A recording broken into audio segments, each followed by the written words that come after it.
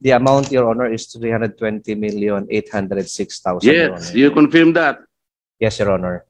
And this cash advance was taken by 14 employees of the province of Cagayan. Yes, Your Honor. So each employee averaged 22,914 pesos, 714 and 30 centavos. 320,800,000 pesos. Kung walang classification, mamili ka na lang. Is it legal or illegal? We will invite on the next hearing all the 14 employees that was given the authority for as accountable officer in this case. Namely, Catalino Arugay, Christine Reyes. Christine Reyes? Is he employed? Siguro kapangalan lang. The certificate of partial exception was approved on April 13. Did you inform the good governor that the approval is yet to be promulgated? Well, actually, I am not the one, Your Honor, because it's usually the clerk of the commission who informs the party of the approval of the petition, Your That's Honor. precisely the point. Did you bother to inform the governor that that approval is not yet final? You have to still wait for the final promulgation that will come from the head office? I think the clerk of the commission, Your Honor, can know whether the inform the governor or not. No, I am asking you. From your end, you can already tell him that, okay, the partial approval is approved, but you'll have to wait for the final promulgation of this particular action. On my part, no, Your Honor. Why did you not do that? As I have said, it is usually the clerk of the commission who informs the parties of the approval of the petition, Your Honor. Mr. Chair, napakasimple po ng tinatanong ko eh. That is procedural. Of course, it is ministerial on the part of the clerk of court to do that, but from your end, nung sabihin mo sa kanya, okay, na-approve na. But Governor, you have to wait for the promulgation kasi itong approval has no moment until it is promulgated. Hindi ba dapat sinabi mo yon? Kasi nag-petition siya for exception, baka gumawa na siya ng bagay na kanyang inihingi, akala niya okay na to. It is incumbent upon you to tell him, relax ka lang muna, easy, di ba? You have to wait for the promulgation. Did you do that? No, Your Honor. Yun mabigat, Mr. Chair. So, the governor took upon himself that the approval is already sufficient. Kasi nga nag-release siya ng pera. As already proven by the video presentation. Naglabas na eh. Dapat sana sinabi mo. And then, Mr. Comelec, did you not tell him that there are preconditions in the partial exception that you issued? There are preconditions, isn't it? Yes, Your Honor. Did you tell him that there are preconditions? No, Your Honor. See, that's the point. So, relax ka muna, babalikan kita. COA, where are you? Your Honor. Mr. COA, I am taking from the initial question of Don P.D. Barsaga. Between April 28 to May 6, 2022, there was a cash advance of 320 million pesos plus. You confirm Yes, that? The amount, Your Honor, is 320,806,000. Yes, you confirm that? Yes, Your Honor. And this cash advance was taken by 14 employees of the province of Cagayan. Yes, Your Honor. So each employee averaged 22,914 pesos, 714 and 30 centavos. Is that correct? On the average, Your Honor. But there are some who cash advance less Oo than nga, average lang naman. Yes, Your Honor. Yes, Your Honor. 22 million. Yes, Although Your Honor. nag-vary yung amount.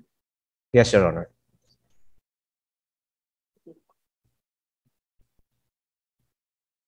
Bakit sila nag-cash advance? Did you check the reasons why these 14 employees took cash advances between between April 28 to May 6, 2022, which happens to be a prohibited period insofar as disbursement and release and expenditures of public funds? Did you bother to check the reasons for this cash advance? For 14 employees, why not 20? Why not 25? Why not 30 employees? Your Honor, Did you based check? on yes, Your Honor, but based on the vouchers, Your Honor, it was stated that it will be for pandemic relief assistance, Your Honor, for COVID-19, and these are the only employees, Your Honor, that are allowed to cash advance, Your Honor. That's why they were cash advance by 14 employees, Your Honor.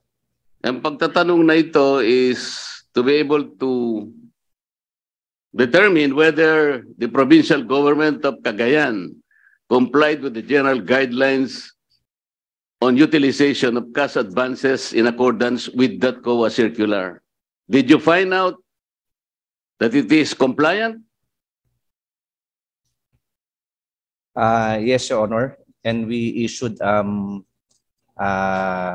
finding that some provisions, Your Honor, were not complied with, Your Honor.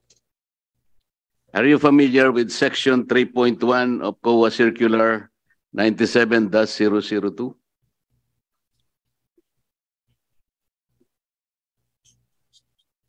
Yes, Your Honor. Will you please read the short provision of Section 3.1? Yes, Your Honor. Regular cash advances are those granted to cashiers, disbursing officers, paymasters, and or property supply officers for any of the following. 3.1.1 salaries and wages, 3.1.2 commutable allowances, 3.1.3 honoraria and other similar payments to officials and employees, 3.1.4 petty operating expenses consisting of small payments for maintenance and operating expenses which cannot be paid conveniently by check or are required to be paid immediately. Yun bang kinuhang cash advance ng 14 employees fell on the categories that you mentioned, Mr. COA Auditor? No, Your Honor. No.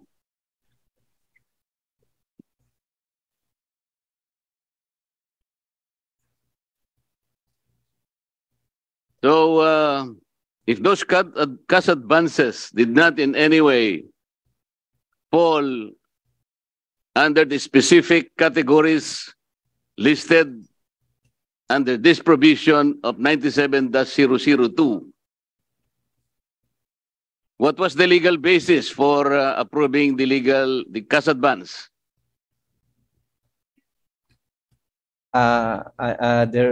There is a special, I think, Your Honor, there is a memorandum coming from the governor, Your Honor, and it is considered special cash advances, Your Honor.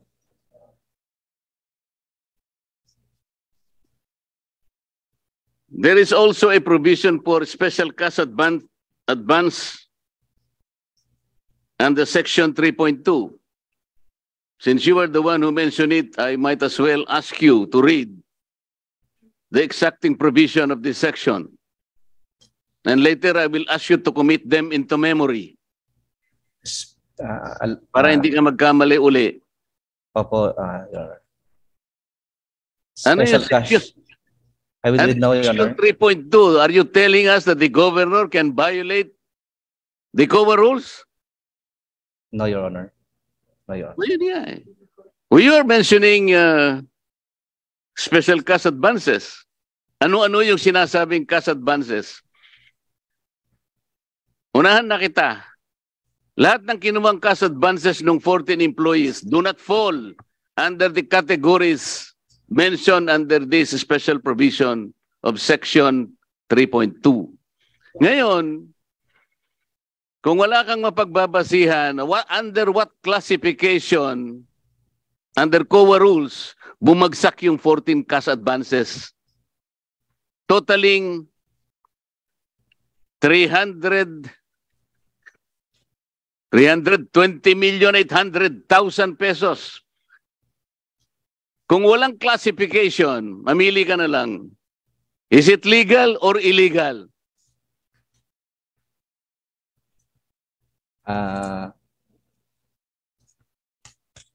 Your Honor, I have a document I just browse my document, Your Honor, then I will answer your question, Your Honor, for a few seconds, if you will allow me, Your Honor.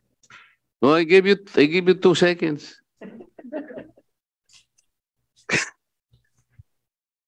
Okay, while we're waiting for the answer of COA, Kong PD, Wala na si Kong PD. Kong PD, may follow-up ka pa?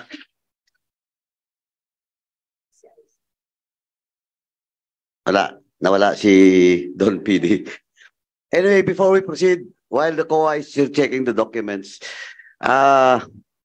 we will invite on the next hearing all the 14 employees that was given the authority as accountable officer in this case, namely Veta Vergara, Maria Anita Obispo, Rosario Mandak, Perlita Mabasa, Patria Girin, Helen Donato, Carlos Cortina III, Maritel Bautista, Daisy Bagisi, Catalino Arugay, Christine Reyes. Is he employed? Siguro kapangalan lang. Mas gusto ni Kong PD yun kung si Christine Reyes nandito. Anyway, Amelia Manalo, Heraclio Dumapal, and Rusil Bungkad. So what did you find out in the cash advances? How were these advances liquidated? What did you find out in your office? We found out, sir, as our findings, sir, we issued an AOM, sir, to incorporate our findings, sir, and they also replied to our observations, sir, as regards our finding on this cash advances. Your findings, as you have already admitted, all these cash advances did not fall under any of the categories listed under sections 3.1 and 3.2. This is already established. Huwag na tayong paikot-ikot para madali tayo. Sir, if I may allow to answer, sir, I think yung 3.2, sir, there is 3.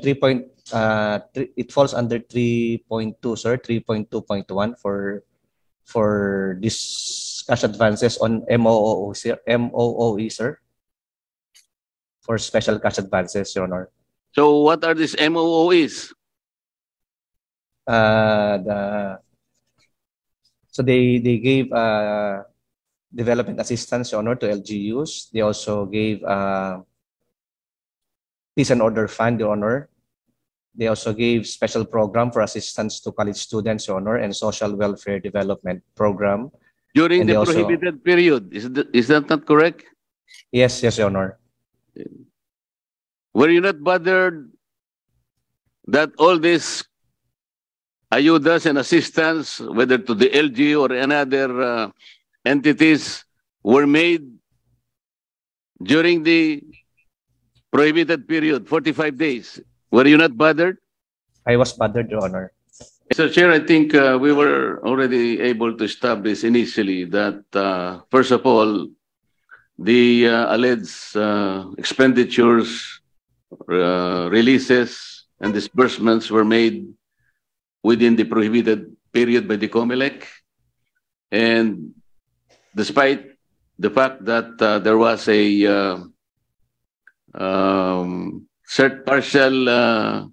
certificate of partial exception granted by the regional office of the Comelec, but it seems to us that the government, provincial government, did not wait for the promulgation of said certificate and proceeded as they did.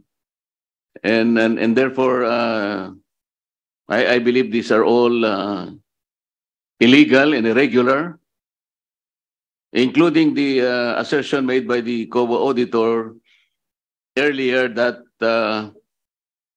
even under 3.2 of 97-002 on special cash advances, it seems to me that the 14 regular or employees of the provincial government should also be invited so that we can ask them who facilitated the cash advances and for what purpose and for what reason, because I believe that these were made in order to, again, facilitate the disbursement and releases of funds that are supposed to be used prior to the election. And in this particular case, they were all made within the prohibited period. This is very serious allegations. These are very serious matters to be considered by this committee. And I think the Comelec and the COA and the other relevant agencies should be vigilant enough and be forewarned that any repetition of these acts and probably we should get to the bottom of all this. This particular case should not happen in the first place, Mr. Chair. Thank you.